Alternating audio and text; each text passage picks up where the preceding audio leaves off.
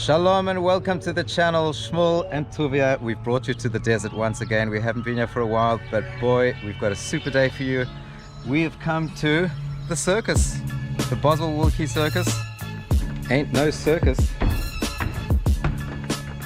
There is a show and tell. How was this discovered? A beautiful story as to how this was discovered. Okay, so believe it or not, like many things in Israel, discovered totally by accident. They were literally clearing out this ground to plant more date palm trees, and suddenly little squares came up of Mosaic. It just happens to be an absolutely gorgeous Byzantine period synagogue, a Bet Knesset, from the ancient Jewish community of Ein Gedi that was very, very famous for reasons we're about to discover. But how can they claim that this is called Ein Gedi? How would they know this is the site of Ein Gedi? An archaeologist's dream, the inscription on the floor itself. The physical name at a site uncovered in history, it really puts a stamp of approval that you've reached the site of ancient Ein Gedi. A settlement of the Byzantine period, am I correct? Most of the settlement we see here is from the early Byzantine These period. remains are Byzantine from like the 4th, 5th century, but underneath this synagogue floor, believe it or not, is an earlier synagogue, and the community itself dates all the way back to the Second Temple period. Just pointing to the direction of the Holy Ark. But what I'd like to focus on here is what you see written on the floor using small pieces of limestone, of basalt, of granite. That's actually the stones of Israel. It's okay, folks. Once again, let me remind you, the Jews are the only people who can find literally an almost 2 millennia old inscription and read it. The only people who have brought a dead language back to life again. So let's see what this floor actually says. Let's start from the beginning. These are the first 10 generations, all the way up to Noah, Shem, Ham, and Yafat. Did you know that? So basically the first 10 generations of humankind are in the first square. The second one has got very interestingly, all of the zodiac names, but no pictures of them. Taleh, Shor, Tu'umim, Gemini, Cancer, all the zodiac signs. And underneath are the Hebrew months, Nisan, Iyar, Sivan, Tammuz. So you have all the Hebrew months as well. So it's very interesting. The third one is the key panel to everything, because in addition to being a donor plaque and mentioning the name of the donor over there, Yosef, there's also a very unique and original inscription that talks about the secret of the community. It says, whoever gives away the secret of this community will basically suffer all the worst fate you can possibly imagine in your minds. And that really gives the archaeologists some clue to exactly where we are. Finally, the rest of the mosaics over here, I've got these geometric designs, both here where I'm standing, inside over here, which are called carpet mosaics. This is a reaction to the early Roman mosaics. There's no pictures of any humans or any kind of thing that could be construed as idol worship. All it is geometric design, the carpet mosaic, and flora and fauna. So the secret of the community basically was that this place here produced a very special kind of perfume called persimmon, and it was famous all over the ancient world. It was only produced in Ein Gedi, and no one knew exactly how they produced it. And that's why Cleopatra converted this place. And this was the most expensive, costly, incredible perfume that only the aristocracy could afford. And it was a secret of the wealth of this particular community. Josephus mentions it, and this inscription here confirms that this is the right community. In addition to the mosaics themselves, if you move over here to where the Bima was, facing Jerusalem, when they excavated underneath, not only are the menorah showing that after the destruction of the temple with a line across the top found here on the floor, inside, underneath the Bima, when they excavated, they found a bronze menorah, which is in the Israel Museum, and a massive cache of money, which is basically probably the community treasury that was found here as well.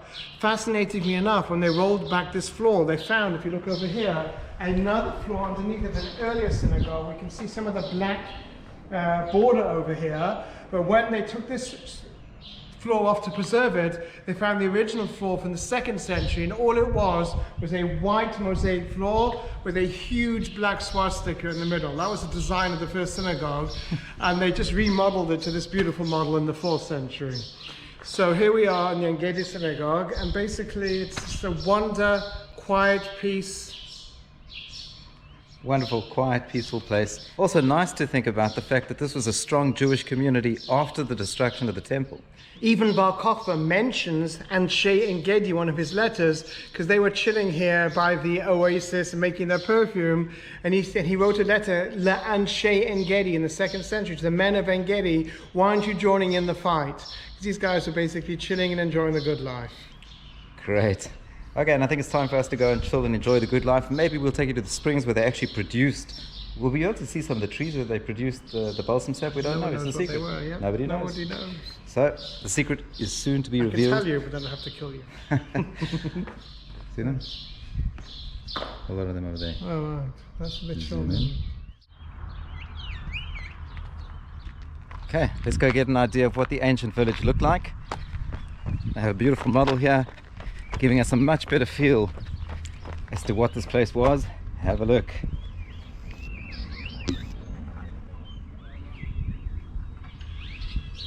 Okay folks, we've just left the site. We've arrived here to show you the wild goats of Ein Gedi. Check this out. It's a super sight. You don't often see them in such big numbers. Are you ready?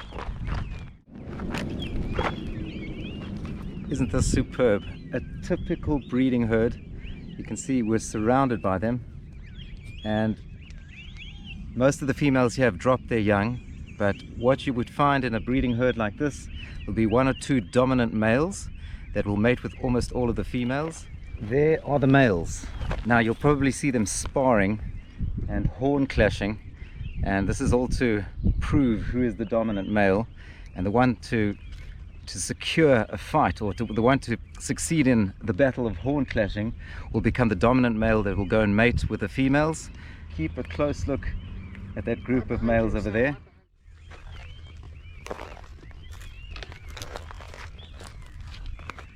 I'm going to get a little bit closer for you to see how many of these females have dropped their young. Have a look here.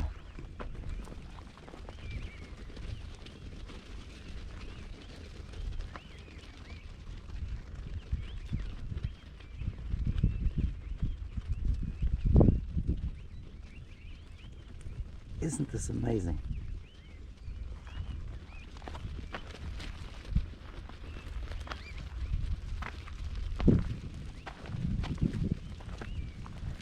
Sylvia, come join me. You're like Richard Attenborough. Isn't this incredible? You know, we've been guiding here for many, many years, but this is one of the most special sightings we've had. Actually never seen such a huge breeding herd of wild Ibex. You know, these are the wild goats of Ein Gedi. Quickly tell you about them. What you see here is amazing, amazing. It's the symbol of Israel's National Parks Authority, the male ibex. They were almost hunted to extinction at the turn of the 20th century, mainly by the local Bedouins, and the fact that they have come back in these massive numbers back to their biblical homeland is an incredible environmental success story. That's right, exactly. It's not only a land that's being revived with the ancient peoples that have settled, returned, but with that the nature is flourishing, and it's a statement and a symbol of what still is to be achieved in this part of the country. The desert is blooming, the animals look happy. You can just see they're bouncing and prancing about in their natural habitat. And do yourselves a favor, open up the Song of Songs, open up the book of Samuel, read about the wild goats of Ein Gedi. You know, we're going to take you up to the springs now and to the caves where David hid in a place of refuge, surrounded by these beautiful animals. He probably enjoyed it just as much as we are. But this is what it is, guys. It's hopeful. Everything is hopeful here, be it the fact that we have our challenges, but there are hopeful sites for us to explore and to see. So come down here and see it. And you know, we've just been in the shul. We were in the magnificent site of Ein Gedi. We looked out the window of the synagogue, and here these animals, life revealed around us. What we're going to do today, what's the aim of our vlog besides taking you to the synagogue? We now want to show you some of the beauty and the nature sites and some of the hidden pools and springs of the valleys and mountains of Ein Gedi. So the synagogue was a center of Torah, which is a center of Jewish life, Torah Chaim, and the other major center, of course, is water, Mayim Chaim as well. So in addition to being places of natural beauty, these are also places that are deeply entrenched within our Jewish DNA. This is where Elijah the prophet came down to the desert, was fed by ravens. This is where King David came down to. This is where Solomon exemplified beauty. So we're going to see Torah Chaim and Maim Chaim all in one place, the Torah of life, the waters of life, and there are many beautiful places in the world and many other oases, but this oasis is deeply embedded with Jewish DNA. So enjoy it with us, explore the views with us, sit back, enjoy. Okay, to the mountains we go. Let's quickly show you where we are, place ourselves. Right, just stop the clock. What most tourists see when they come down to Ein Gedi are the two famous wadis or nachals, Nachal David, which is now to our north, and Nachal Arugot, which is to the south here. But what we're doing is we're going a little bit off the beaten track. We're next to Tel Gorin. This is a perfect 3D map of the area. So we find ourselves right over here. Here we are. Yes.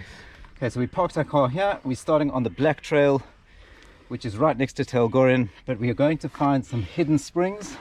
Yeah. Some beautiful places we can freshen up. It's a hot day. Only 38 degrees in the shade.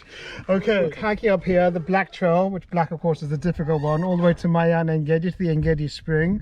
From there we're going to the upper part of the Nachal David, so past the Calcalithic Temple from about 4,000 years ago, all the way to this part which says Dordim Cave, and over there are incredible natural pools, infinity pools, and also a cave with a mini waterfall on top of the preserve. This is on top of the famous Nachal David. Then we're going to head back down again to another spring called the Shulamit Spring, and then head on back to our car. Okay, the first part of the trail is runnable, but you have to watch your stepping. It's a rocky road to Ein Gedi. Look at that view of the sea as we start ascending to our first spring. There's lots of antiquity to see too, but typically gorgeous of the Judean desert. Okay, here we are, 1 kilometer up the hill, and have a look at this. A tower built in the Mamluk period, am I correct? Yep, after the Crusaders. Inside the tower is an ancient watermill where the spring we're about to go and cool down powered this watermill to grind flour. But you know what? How about we go on top of the tower and check out the view and get an idea of what it was like for those Mameluki soldiers. Smark the view. Smark the view, let's go and check it.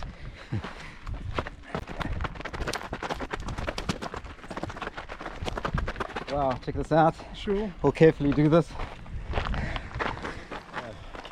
A clear view now of the synagogue, of the Beit Knesset, the date plantations where we saw the Ibex, and the beautiful living waters of the Dead Sea, which are receding. And Ein Gedi bottle factory over there. there we go. And Kibbutz Ein Gedi with a unique Look at that. botanical garden that Shmuel will tell you more about. Isn't that an oasis in the desert? What they've done there is they've created one of the world's most unique botanical gardens with species from every corner of the earth brought here to the desert, planted within the kibbutz. And there's a magnificent hotel and a kibbutz hotel where you can enjoy the views, but not only that, walk around the kibbutz and spot flowers, trees, and spot the biodiversity that the earth has, but here in the desert. Oh, so good. Look, it's hot. I think it's time to go and have a dip. We are right next to the spring. That is the first sensible thing you've said the whole day. There we go. What's the name of the spring behind the tower here? This is, believe it or not, has a very original name of the Ein Gedi Spring. That's it. Let's go and see it. Yalla. The rocks are wet. A sign of something coming. There we go. Exactly 1 kilometer in a slow 10 minutes, but look where it's brought us. Stop the watch. Here we are, the spring of Ein Gedi. So much quieter than the main springs of Nachal David. Very, very seldom would you find massive groups here. So this is a place where you can come and enjoy the peace and quiet of the Judean desert. Are you ready? Let's get in there. Oh, that looks so good. I'm coming in.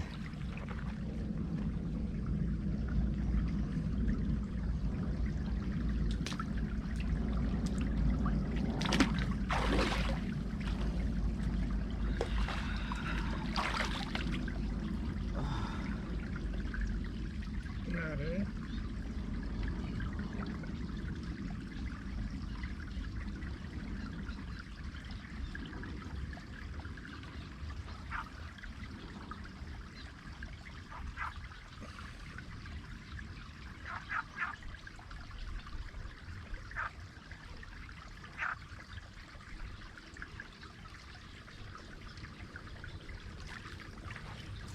Oh, Sylvia, I'm telling you, there are not many things in life better than this. You're probably the idiot that wants to get on a bike and go to Latum when you could have done this. Hey? That was a strike of genius this morning. Wow. My default setting is, oh, okay, there's it. Okay folks, just want to prove to you how clear and clean these waters are.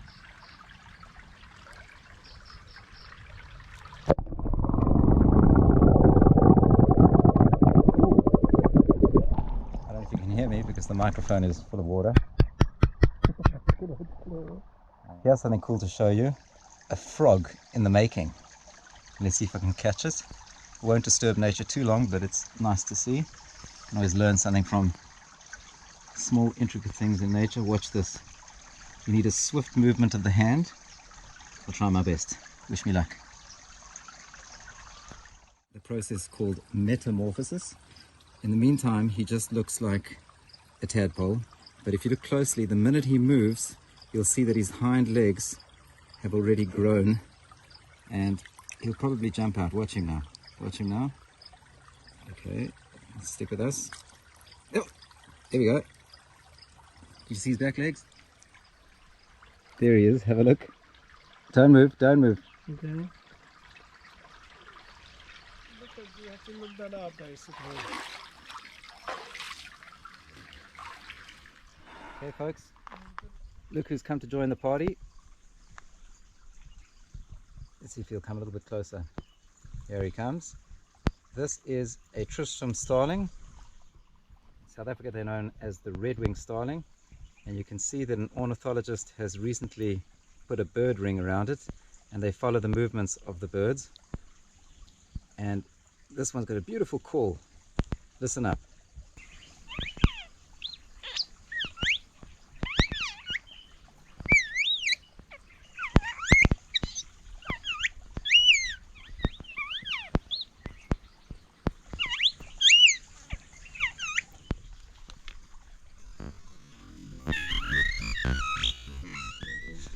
Thank you very much.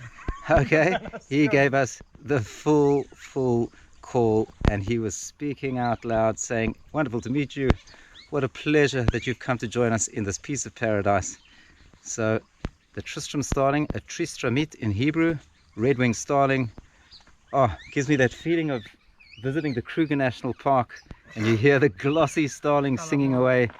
It's a little piece of Africa in here. So Israel has it all. Okay, so we've spent an hour here. We're now going to continue our hike, and the next stop will be at Dudaim pools. Some say Dodim, some say Dudaim, but those are hidden springs overlooking Nachal David. I'm so excited. It's been many years since I've been there, so join us. See you in a bit. So I was mentioning a piece of Africa. Here it is. Umbrella thorns, acacia tortilis, and guys, look at that. That backdrop is magnificent today. It is so clear.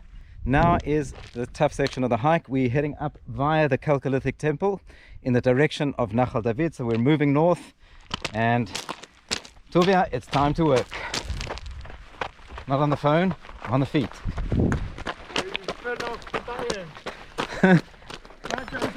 Okay. Go. Okay, we've reached the peak. Just to quickly show you behind you, we're not going to spend too much time focused on the Calcalithic Temple. That's about 5,000 years of history that's surrounding us here, but it affords you the view behind us. I'm briefly going to mention this. The mountains of Moab, the Moabite Mountains.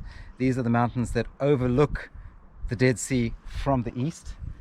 Today it's a particularly clear day, so what you notice as the sun sets in the west, you'll see the reflection of the mountains in the water. And getting to the top now it feels good because we're heading down to the spring to Nachal Dudaim. And what we're going to do now is just for you to enjoy the scenery. We're going to run you down there. It's going to be about a 30-second splice of beauty. So on our way, Tuvia, lead the way. We're going to try and keep the pace strong. Let's go. Careful.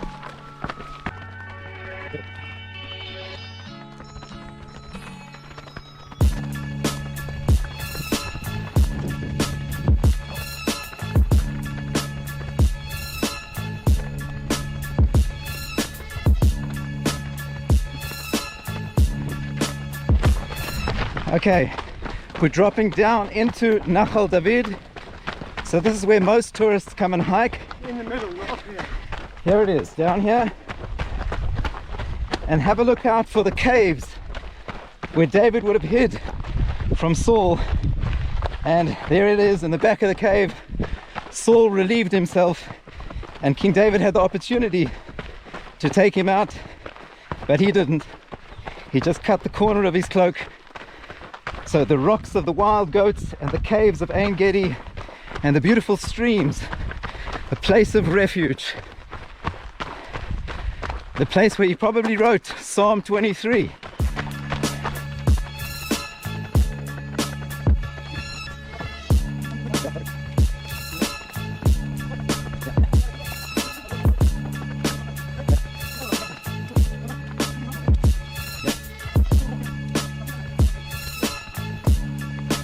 Okay folks, are you ready for it? Look at that. You really don't get much better than this in terms of romantic hideouts in the land of Israel.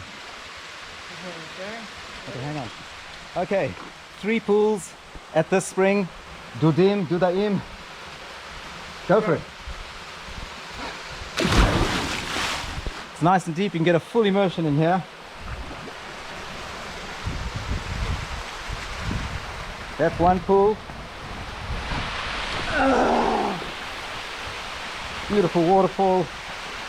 And the second pool. And the third pool down at the bottom.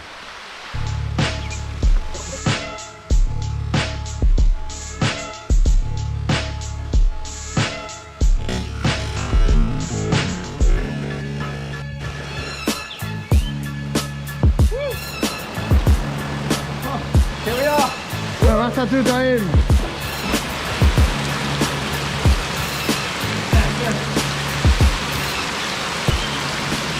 Okay, that's it folks. 3 pools, 3 springs, waterfalls, this incredible cave. Just have a look at this. Oh, let me get you there. Absolutely magnificent. It's like walking through a rainforest here. Check it out.